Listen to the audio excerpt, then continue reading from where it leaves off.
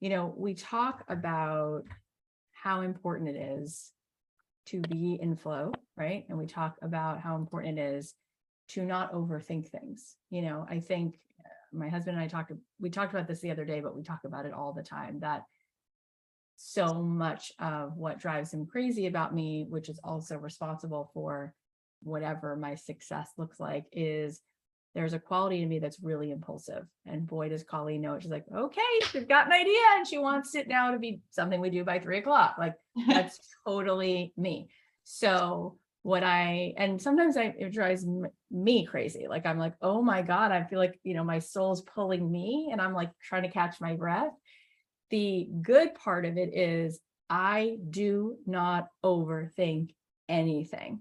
So it's like, great, this just feels like such a fun thing to do. Let's just try this. Let's just do this. And then I'm so available for like, oh, just kidding, delete, we're going this way. And it's just like, I don't have this sense of like, here's my business plan. This is people like, what are your 3-year goals? And I'm like, wrong person. Like, I'm just trying to figure out what I'm going to get to do before Friday. I'm just like making it up as I go. So for you to be able to get a real sense of how you're creating this life, how you're building whatever it is that you're designing, you came here to create. That's what you came here to do, to design a world, to create so much around you, right? Just turn this potential into things that actually occur and feel and experience that on this level.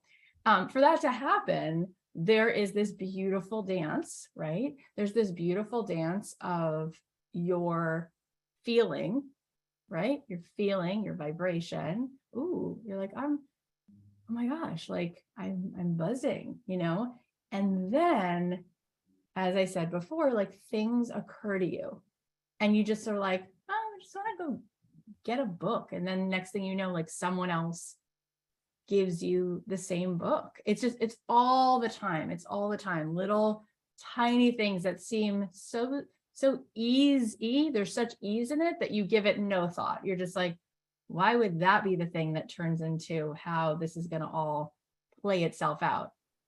I'll give you a really simple, silly example, which is that we're moving on Friday up to the hills in Brentwood, between Brentwood and the ocean. And I'm so excited. It's like literally the picture of this home. I just saw a drone view shot of it from the backyard. And I was like, oh, that really is so the picture like I had. And I didn't think of it that way, but it really is so beautiful. Anyway, so we've been trying to order furniture, right, for this house. And everybody knows that things are backlogged and delayed and there's shit, right? All that stuff. And so I did my homework. And so I had ordered things from West Elm and Crate and Barrel and Anthropologie. And of course, like one by one, it's like, this item is delayed. You won't get this until 2078. Like, it's just uncanny. And I'm like, I can't live without a table and a bed. And like, I need a few. So yesterday I called local stores. Like I called the local Beverly Hills, this store, that store, like we have nothing in stock. I'm like, give me any table. Like, we don't have a table. I'm like, what? This is insanity. So I'm like, all right, let it all just going to be this fun potpourri of how this is going to work itself out. And this is such a tiny, silly nothing, but it shows you the point. I get this text from the guy who I ordered mattresses from. And I'm like, why does he need me to call him? He's like, call me. I'm like, and I text him, I'm on the phone with all these people today. Can we handle it by text? He's like, no, you need to call me. And I was actually annoyed. Like, this can't be that complex that you can't just text me what you need to know. It's like, just call me. I'm like, this guy. And I actually considered maybe just like not even buying mattresses from him because I thought it was so controlling that he like had to call me.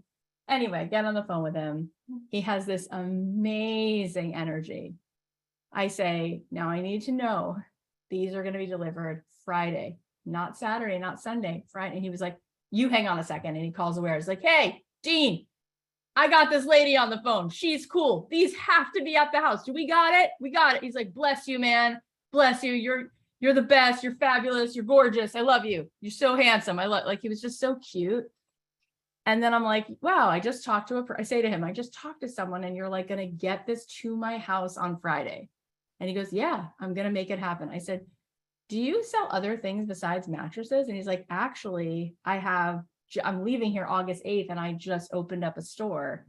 What do you need? And I'm like, could you physically just get me a table? I need a dining room table. I need and he was like, I got you. I totally got you.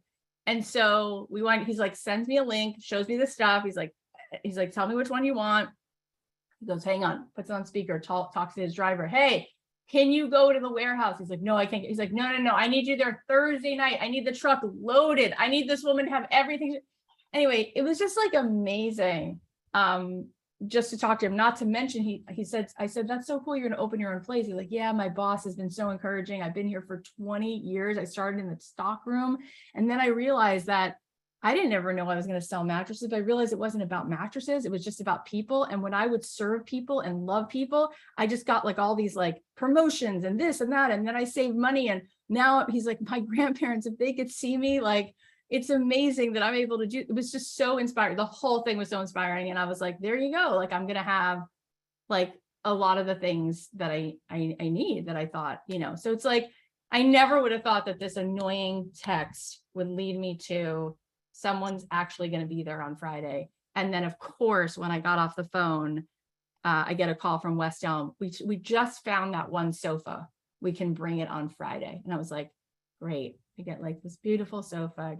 Right. So we have to remember that we don't overthink anything. Right. And our job is to take this little whisper of like, oh, it occurs to me that I should, this little tiny thing, this little tiny seed, right? And of course, in my life, gosh, I mean, who would have thought that so many of these little things that I just thought I would do, like I thought this podcast was just going to be this really simple, no stakes thing that I would do alone in my room, and the rest is history, right? I mean, I have a million of those. But how things work themselves out from places you just would never assume, it's just amazing, right? So I want you from this place as a collective right now in this moment, I want us to take one little action. And so what we're going to do is you're going to get like about 5, 6, 7, 8 minutes, something like that. And what occurs to you, like from this place where we just spent the last hour and a half feeling who we are, feeling aligned, feeling that remembering and the aperture widens.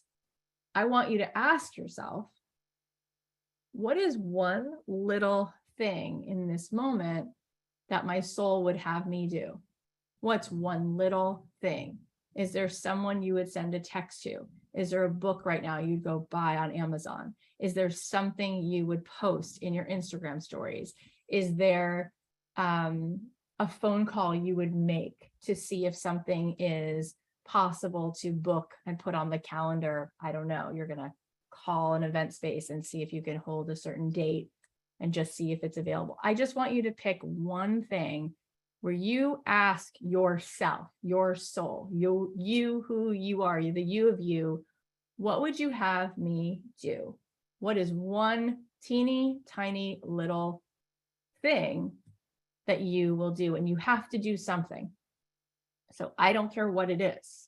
You could say like, it occurs to me, I'm going to text so-and-so and just tell her, I hope she knows that I wasn't mad at her. I don't care from what realm it is, but it's not like go make yourself a cup of coffee kind of thing. It's more like ask yourself, what would you have me do? What would you have me say? Where would you have me be right now? Is there one little thing that would, by doing it, just move the world more into wholeness? What's one little step, one little thing that you can think of? And then don't overthink it. Just do that. Just do that. And then we're going to come back in a few minutes and we're going to find out what you did and how that went. And Colleen and I are going to do that too. It can be anything. Okay. All right, go. Created my podcast thumbnail image. I signed up for a welcome call of a platform I'm thinking of using for my community. Great. Sent specific invitations to my retreat in October. It's great. Started to look for flights. Amazing. I just dropped an email inviting co-teachers for my 8-week couples course and kickoff summit. Amazing.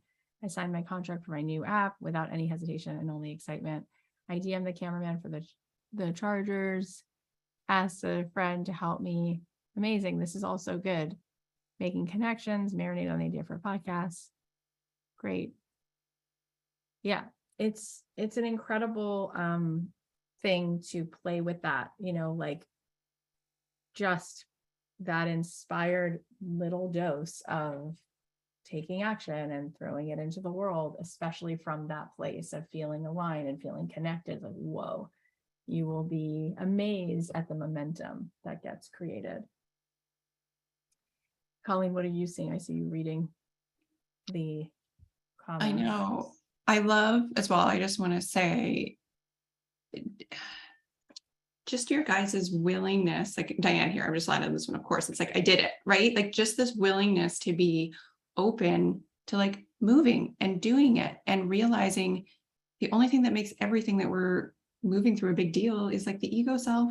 And then if we can just get that out of the way and just move and realize none of it matters and what anyone think doesn't even matter. And if it feels good, it matters. And then if it doesn't feel good, we're like, oh, okay, not that, over here, let's redirect. Like, let's just keep showing up. And it gets to be so real and just so you, just like earlier, like Caroline was talking about, and Kate, even at the beginning, but it's just like, you just get to be you. Like, oh my God, is it such a relief when you just realize that it gets to be that simple and you don't carry anymore all the stuff that's not yours to carry. And that's what makes all the movement in your business overwhelming. It's not the thing, it's like what you make all the things mean. And yeah, so kudos to everyone. And just for, I think this will be fun. I can just spend like 10 extra minutes and riff. I want you to put in the chat, and the honesty is really helpful, right? Because we can say after a breathwork session, after talking about all of this alignment, we can be like, I'm good, I feel great, I'm aligned. And then it's because maybe we're feeling that way. That's awesome. And maybe we got knocked out of alignment by just routine or pattern or some story that just is so loud that we get right back in it. So the honesty is really helpful either way.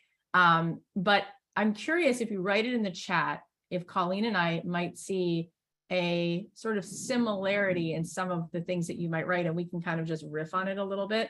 If I asked you right now, at least what it appears to be, what appears to be right now in this moment, the reason why by the end of today, you're not, because so many of us, right, who are here on this call have voiced that one thing in particular you do want is you want to have abundance in your life and you want to use your gifts, right? Howard Schultz left and went back. He didn't just want to sit around and drink a Mai Tai. He enjoyed working. He wanted to work. He wants to be a CEO. I'm not surprised. I think we want to use our brains and skills, and it's fun to be creative. So a lot of people, we're in that same place of wanting to grow a business. We do. What does it appear to be right now? If I said to you, what are you bumping up against that you would love to see clearer, that you would love to set down? What is the thing that's keeping you right now? Is it the, I don't know my offer? Is it the, I feel like my offer is, too inexpensive, too expensive? I feel like I don't know. I'm just curious, what is that little pebble in your shoe that you would love help with? Like, what is the thing that you could even think of, that you could articulate, this is what's standing in my way. This is what's bothering me. I don't know how to get, okay. So Maggie said, I don't know how to get clients. And so that's one I can definitely riff on. I'm not clear what my offer should be. I didn't know my offer or why I was worth taking someone's money. I didn't know the need void I can fill. I need to let go of my membership and create a high ticket offer. Fear that I may be presumptuous about someone's desires to connect with me. I'm afraid my potential clients, old coworkers, bosses will think I'm too woo. Not clear on my offer. I'd like to help I like help inviting people into my discovery calls for my coaching package. Good. I love how specific that is. I don't have an offer. I don't know who to talk to. I feel like too much tech stuff needs to be done before I can launch my offer. So Colleen, I know you're reading these too. Let's just see if we can find a few of the themes here. And then we can riff on that a little bit. I feel like it's too early in my podcast life to make an offer. I don't want to do a low ticket retreat, but not sure how to price it. Not clear on offer, need more time. I'm having a hard time selling my offers, my coaching packages, unclear on offer, but also facing fear. Okay, so there's one thing that's coming up that I'm just going to speak to quickly. And then Colleen, you can keep reading or you can stop. There's already been a lot, but we can also come back to it. So there's one piece that's coming up a lot, and I'll kind of see if I can articulate it. A lot of you actually want to be coaching. You want to be coaching. You want to be creating some version of women coming together, women elevating themselves and stepping into alignment, which is amazing. And that's great because it's something that Colleen and I actually have direct experience doing. So in some of these questions, there is a question that I have for you. So I want you all to answer this question. What is your job in that exchange? And really, this goes for really anything, I think. In this business, in this beautiful platform you want to grow, what is your responsibility to deliver? What is your deliverable, do you think? What is, and we'll start here and then you'll see how this might actually take us to what you were asking. What's your deliverable? What are you on the hook for? A container for these women to show up high vibes and hold the space, to see, hear, and love people.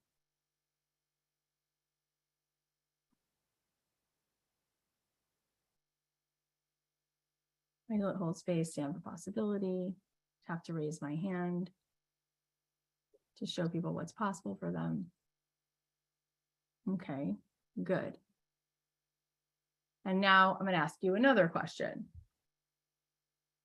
And again, these are similar, these are similar songs we've sang before, but most of this is all really simple and it's usually about just one thing. And so we just keep unwinding it and we just keep opening our focus, widening the aperture. When you price this thing, right? What is it about? Is it about how worthy you are? What is it about when you come up with a price for this? Is this about you or is this about them? What decides what you charge? This is just question number 2. What decides what you charge? How experienced you are, how much you know, the value you add. Maggie said my value add. It's been about what I think people can afford. Okay. If they can afford it, my audience is college students, the energetic exchange I want to create, my enthusiasm, what I can hold, what I feel I'm worth, my alignment to the price, the value I'm giving. My price is a gut feeling. It's about her. This is about her possibility, her transformation. I want it to be how much I can help them rise. So Colleen, are you seeing, it's interesting, right? I know, you can see how much we get pulled into thinking it's about something that it's not. And then that's where we get sticky, right? We get sticky. Yeah. When you are a trainer and you're boxing with somebody at the gym, right? So you're there as a stand for this other person to have you to be a catalyst, right? For them to find more of their strength. more of what's possible. And it's really always, always, always, always, always about that. That's all that's going on. And so whether somebody buys this Alice and Olivia top, like Alice and Olivia is not thinking about what this person, oh, this is what she can afford, right? It's more like, here's what would create a really cool vibration. And we will offer this level of signal, and certain people will stretch and say, oh, I love how it feels to buy a top that's $328. I got a sense when I did that of how much abundance is available in life. So that was even more delicious than what fabric it's made of, right? So too, if you are working with someone and you're pricing a retreat or a membership or a coaching, anything, right? So this person always, forever, and always was, always will be connected to this thing, this stream, this infinite one field. That's all that's going on. There is nothing else.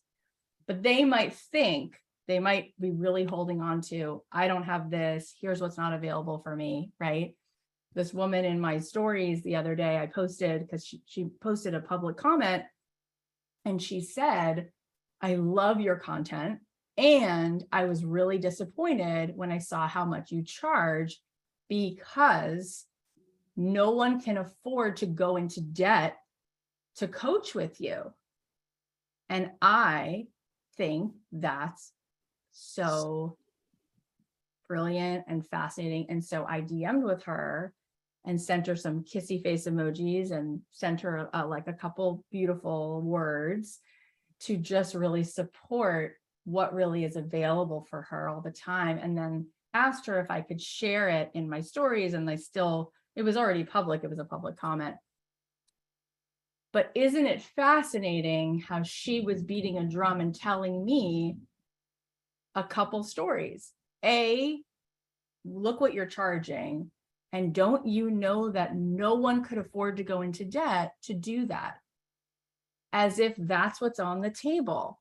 I'll either go into debt to come through, and look what happens in these experiences, right? Like, you guys just come right into resonance, and then, oh, more space opens up. You start tuning differently. You start projecting a different vibe into the world. What is that worth? I don't know, but because it's your stream. What happens when we add breath work to a retreat?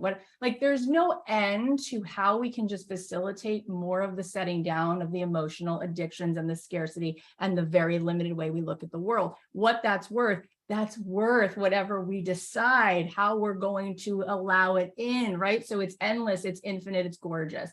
But in her mind, it's like, and then so she responded to me and said, but in all practicality, these are her words, in all practicality, there is a recession and not everybody has access to money, and you should know better.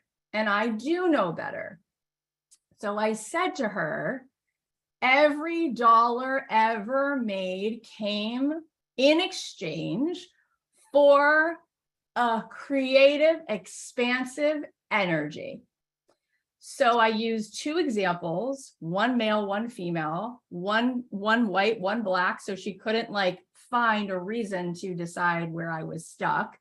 And I said, when Oprah read the book of The Color Purple and knew that this would one day become a movie and she should play this part because this was the story of her life. At the end of chapter 1, she's like, I will be in this. This will be a movie. I will be in it. And so, of course, that all happened. And when the movie came out and when the movie was such a hit and when Steven Spielberg won the Oscar, she was offered her own television show from having read a book in the corner of a bookstore and realizing she was supposed to be in the movie version of a book. She never thought she'd be an actress. She never thought she would be having her own talk show, and not like that. But she did know that this book was her life. And on the other side of claiming and swimming in the very clear signal of that particular tuning of that radio station all was done. I said, so too, when Howard Schultz, who grew up in public housing below the poverty line, had an idea to open his very first Starbucks, he allowed for this incredible path to becoming a billionaire. And both of those people lived through poverty and multiple recessions. Okay, so what happened there wasn't about what's happening in the environment. Okay, now that takes nothing, right? I don't have to impress this person. I don't have to convince her that she's wrong. I'm just changing where she's putting her flashlight and shining it over here. And because it's the truth, because it's resonant, because it's reality, she just gets it. And then it's like, oh, this is a gift that can completely and totally, since our beliefs have a vibration to them, even that exchange can change her life. And so I thanked her for even voicing it out loud, because on behalf of the collective, it's just, I mean, it's the most boring repeating song, but I'm glad she was singing it again, because people need to hear the song and they need to hear how there's a different track on the record, right? Why am I saying that? Because you're still codependent, and that's okay, because we're all working it out. I'm working it out. And my friend, Debbie, I had met before she joined this mastermind. I think I told you guys that. I think she's in Croatia right now. I don't know if she's on the call, but she's part of this. She's amazing. And she said to me, because she knows where I bump up and stuff like with my family and stuff like that. And she's like, oh my God, think of how much more you'll help the collective when your own little shards of codependency come floating off of you. It's like, she's like, you're spiritually still like poor on some level, and you're doing as much as you're doing. It's like, we all have ways in which we can continue to set down the suffering and the codependency. So please don't think, oh, here's this girl in a human form who's figured, no, I've got my own beautiful, beautiful journey to keep uncovering. It's codependency. Okay. Now, why do I say all that? And why does that lead to some of your questions? Because some of your questions were about charging. And then there were some questions about how do you get more clients? Again, there's codependency there. Your clients are there, right? There's 8 billion people in the world. There's so many women in the world. There's so many men in the world, but even if you just take the women, right? So many women. Now, even if you just took, I think there's like 4 billion people on social media on a daily basis. It's insane. Like, you couldn't even, if you started counting 1, 2, 3 to 4 billion, you'd never be able to do it in your lifetime. Like, you can't even count it one by one in your life.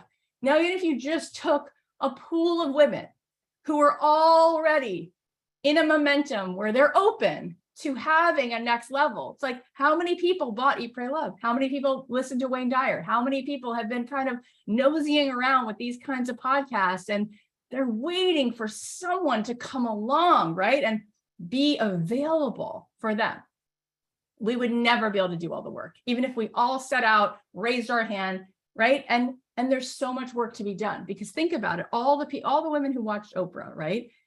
She is doing her thing where she's broadcasting a beautiful signal, but she's not having intimate retreats and groups. She's not on Zoom with these people. And that's a different level of a breakthrough when you have different levels of experiences, right? And there's also just different perspectives and different ways that people can hear someone say something that someone else sort of said, but they hear it differently. And that's why all of us need to do this work. And there's room for everyone. So if you're not bringing the client in, there's some level of who am I to coach this client? And the answer to question 1 that I asked you, what do you think you're supposed to do for this person? Because that's getting in your way. Your job is to be there to remind this person of this space, of this field, of how much is available. You're not supposed to be on the hook to know anything else. You're not supposed to be on the hook to offer them so much of your time that what you're really co-signing is your breakthrough comes from time with me. No, their breakthrough comes from access to a clear flow, a clear channel, a clear signal, right? But you could be you could be like that Wi-Fi pong that sends them some of that signal, couldn't you? You could allow them to feed off of it because you're dancing in it. And it's really simple. Go listen to 25 Esther Hicks videos on YouTube in a row, and there is nothing new she says in any video. There's no slideshow, there's no curriculum, there's no homework, there's no workbook, but there's a woman in the signal, and it's so genuine and it's so obvious, and she is not codependent because she doesn't need to be, because there's no stickiness. Codependency comes from scarcity. Now, here's another thing. If you were so clear about what I just said, you would have such fervor in inviting people to tune into the signal, wouldn't you? When people do things, right, they come up with an idea. They're going to coach these kind of people. They're going to come up with this restaurant. They're going to start a podcast. And I'm like, and everywhere you go, you tell people about it, right? And they're like, wow, nope. And I'm like, why? Why? Like, this is a portal to expansion, to laughter, to love, to connection. Why would you not? So let's remember the way that people work. A lot of times we have this like all or nothing mentality, right? And Gary Vee talks about this from the perspective of like clouds and dirt. Like, people are either like, so like, it's too big, who am I to do this? Or they're like, well, I'm not going to put in this time. I mean, what's my ROI on that? That feels so ridiculous to comment back to someone or DM someone or to tell this woman in the groceries. It's so funny. Like, we have all this humility and who am I? I'm nobody. And then it's like, but I would never do that. So it's fun. It's funny to me when it comes to the exchange of money. It's funny to me when it comes to sales and how we bump up against our stuff, because we will sing a song and drum a drum around who am I to charge and what am I on the hook for, and oh my God, and what can she afford, and it's so codependent and none of that's your business, and all that is doing is lowering your vibration, turning down your resonance, turning down the signal you can offer her, and you're a lot less interesting of a portal at that point because you're meeting her where you're stuck. So where can you have her rise? Really nowhere. So then it's very flatline. At the same time, you guys have moments where you come right on. You wouldn't be sitting here if you don't have that, because Colleen and I were only looking for that when we interviewed people, and you are it, and it is you, and we're all in it, and it's so fun. Now, here's the thing though. Sometimes I see it in you guys, I feel it. And then people will be like, so I got clear and I came up with it and I saw it play itself out. This is my retreat. This is my event. This is my networking thing that I'm creating. This is my podcast, whatever. And then just put up like a sales page, like DM me if you want to buy this, right? Or whatever, like something like that. Some version of like cold to close, some version of like buy it, right? And it's interesting because it's a way for the ego to be sneaky again.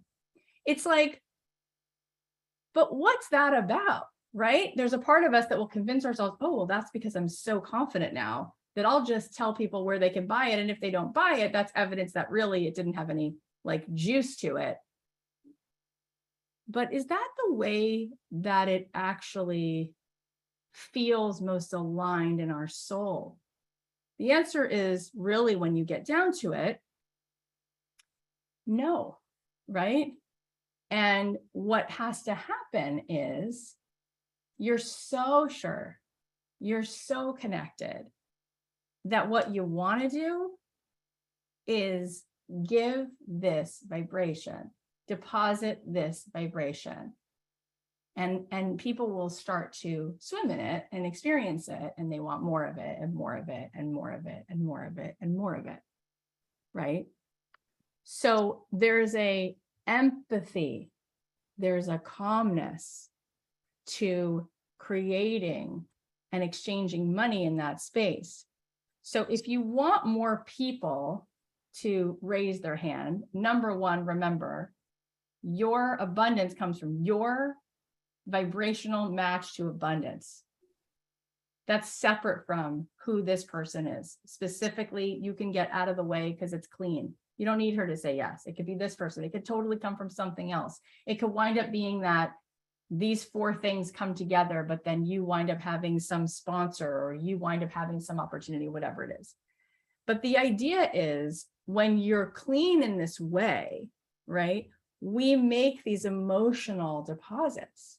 We create, we don't wait for something to happen for us to start to pour this in. So for a lot of you, it's like, where is the deposit happening? Where are you depositing this? Because the more you start dripping this out, people will have a taste of it and they will want more of it, right? So think of the things that you have engaged with, that you have spent money on, right? There's a very natural, beautiful dance. And there's like a power and a potency. And it can be super simple, right? Like somebody could watch a 1-minute reel of yours and just go, I don't even know who this person is. But within 11 seconds, I felt electricity. So I'm in. So the question to be asking is like, oh, where is this electricity showing up in me, number one? And number two, where and how did I put it into the world today so that it's coming from, I'm so excited to get to be the person to bring you forward. Of course, I want to put that in the world. Versus on some level, not really believing you're worthy, or not really believing it's good enough, or not really believing it's something anyone should spend money on, or not really believing that it'll ever work. And therefore you just put up the, well, here's where you can go buy this thing. But that's just missing one thing that you can just do that's so much more potent, which is to offer this, share this, right? And so what am I getting at? What's one way, right? So if you're coaching,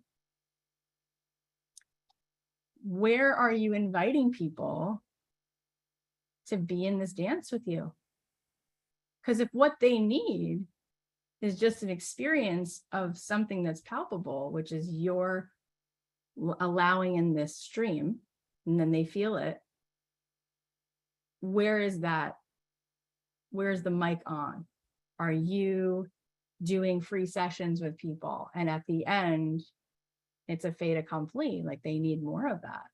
Are you gathering people in one place? And then at the end, there's this next place. And when you offer this thing, is there a clear communication of exactly what's going down? That this is an invitation for this person to take that next perfect stretch so that they can set down and chip away at the boulder of scarcity and resistance that they hold. Because if that's what it's about, it's not about you and what you're worth or what you have to prove or what's in it or all the details. It's about you knowing all of that and wanting to be part of what ushers them into understanding and unlocking more of themselves, more of alignment. And those are all the beautiful pieces that then I think it would be impossible for you to not have so many people every day saying, of course I want to be in that, right? Because it's us coming home to us. Type something in the chat if that was a little bit of an aha. And while you're doing that, Colleen, what do you have to share about that? I know we talk about this all the time. Mm-hmm. Well, just really echoing a lot of that, because when we ask the question, but where do I find more clients? When we ask the question, when are more people going to buy? How do I get more people to buy? We're aligned with lack, right? Your focus and your energy and your attention is all on the reality that you don't prefer. And that's just us caught in the conditioned sense of, no, I have to focus on the problem, because then when I focus on the problem, I'm going to find the solution. Solution ain't there. You're not going to find it there, right? You're going to find it the exact way Cathy just said, by allowing your frequency, allowing you to show up in the energetic and not being insistent on what needs to happen as a result of doing that, right? That's where that codependency piece comes in. No. But if I'm going to take the time to do X, Y, and Z, then I need to have like 5 people say yes to this offer. And it's like, no, that's the mess, right? That's when it's not clean. It just needs to be, it's irrelevant what happens on the other end. what matters is just the frequency in the moment and how good and how amazing and how extraordinary it feels to just be in the generosity and be in the sharing. And when it's clean and when there are no strings attached like that, that's the irony. Like that's when people are like, I want more of that, because that's what they want. And so our brain wants to think, but what do I need to do? And it's like, we always keep coming back to, it's not the doing, it's the being. They'll just freaking come to you like whatever comes to honey, all the things that come to honey, they'll just come to you. And you won't even know how. It'll be like Cathy's furniture. She'll be like, great, I got furniture all of a sudden, right? You don't need to figure it out. You just need to stop trying to figure it out and letting yourself be in your natural energy as elevated as you can. And I saw, I think it was Brenda, the chat was going quickly, but she said, and I realize I'm giving away a lot in my messages and DMs, she said. Now, again, when you are coming from this place of resonance, would you coddle somebody? What is that co-signing? Yeah, you wouldn't do that. It doesn't feel right because they don't need you to DM them and give them 3 hours of a free set. Like, whoop, we just went right back into the codependency, went right back into lack, right back into scarcity. They just need, right? Like this one beautiful present moment of resonance. That's how powerful it is. Somebody's presence. You've all had that experience where you're in a yoga class, and we've taken lots of them, and some teachers are aligned and some teachers aren't, but there's some teachers where just the way you hear and see and smell and feel how their feet walk on that wood floor, you get like turned on by it. You're like, what is this? And they're just like, yeah, so I'm going to invite you to arrive here today. And thank you for coming to your practice. And you're like, fuck, she slayed me. It's like nothing happened. There was no down dog, no warrior one, nothing's happened yet. But this person is aligned. They are a Wi-Fi pong. You just got it and you're done. You feel sexier. You feel taller. You feel like you could have sweat dripping down your face and meet the love of your life in that moment. Is it true? Yes, you do. That girl, when she's aligned, no, she's not going to DM you for 14 hours and leave you voice text and tell you that her price is probably not right for you, because where is she meeting you at that place? She's meeting you in ego, not sexy, not fun. And boy, does she have a lot of doggy paddling to do at that point. And it's annoying and it's gross. And that there's a level of which people go, this isn't right. Right? That's not where we want to be. And if something's really beautiful and powerful, then we trust it. And so we could say, I'm doing one beautiful yoga class on the lawn the first Sunday of the month. It's pay what you want. It's whatever you want. You don't even have to pay, but you meet me there. And that's it. And if you want to come again, you invest in yourself, so that kindness to yourself means you will show up and go to yoga, because that's how important that practice is. And it wouldn't be really kind at all for her to say, of course you shouldn't invest in your yoga practice, just invest in your car and your cell phone data plan. And I'll make this affordable, your health, the sanctuary, which is you connecting with the yin and yang of who you are. That is something that I will actually make less powerful for you by telling you there's no way that you can afford it and it's a luxury. It's like, no, this is everything, right? And you can find it. And if you can't find your way there, she's going to say, okay, because she's aware that that means you're not willing to set down your story, and you're going to have to go on your way. And there'll be other Jedi that come around, but those Jedi, the reason they're going to be a Jedi is because they're not going to meet your ego and cuddle it and make it comfortable for you. And so somewhere along the way, you will have to exchange energy and be uncomfortable in ego form so that you can come into this alignment of, oh, there's nothing to be afraid of, right? And sometimes that energy exchange is with money. Sometimes that energy exchange is like you dating a cute guy, and eventually you say, I'm really available for a committed relationship. And if you're seeing other people, that's really going to be okay. And it's not going to work for me. And I love what we've gotten to do together. And he's going to have to decide, on his own what that cost is like for him. And if he's a no, it's really fine. She'll find the right one. He'll go through whatever he needs to go through, or maybe he'll always be in that place, and that's his dance, you know. It's just that we get back what we invest. It's not about the other person.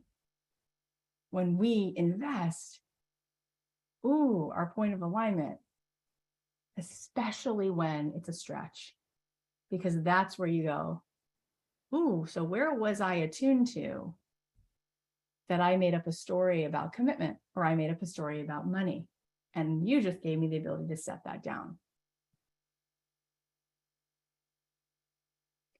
This is the conversation. Like, we need to have this conversation every single week. I was saying to Colleen after we met the first 2 weeks, I was like, look, they came here to rise. And part of the rising is making money in your life. And part of the rising is setting down whatever squeaky extra little, crumbs, making it squeaky clean, because there's still clearly some stuff around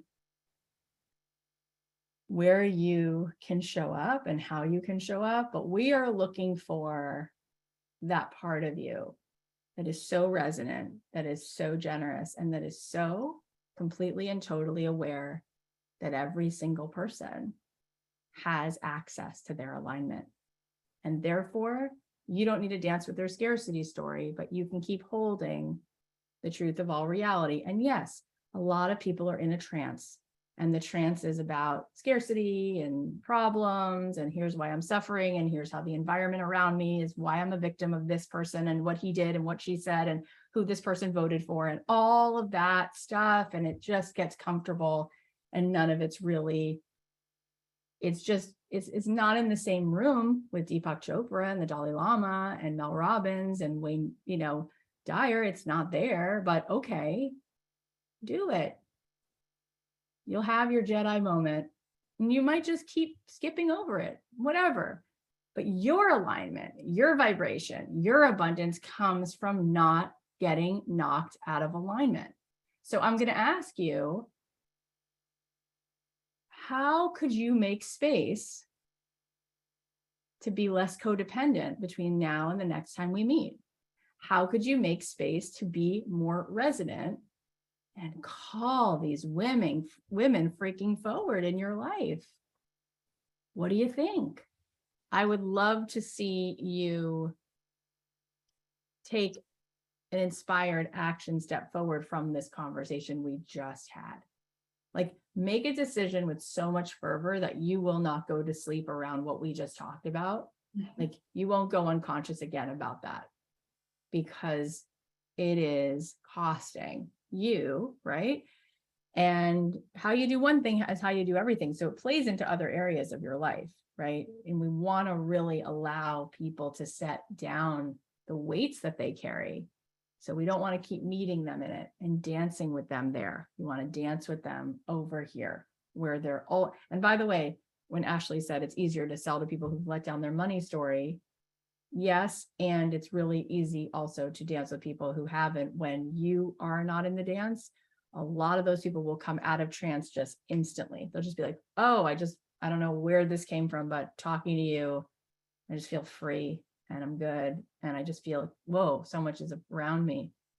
Yeah, because it is. So you're just moving them back into flow, right? Back into reality.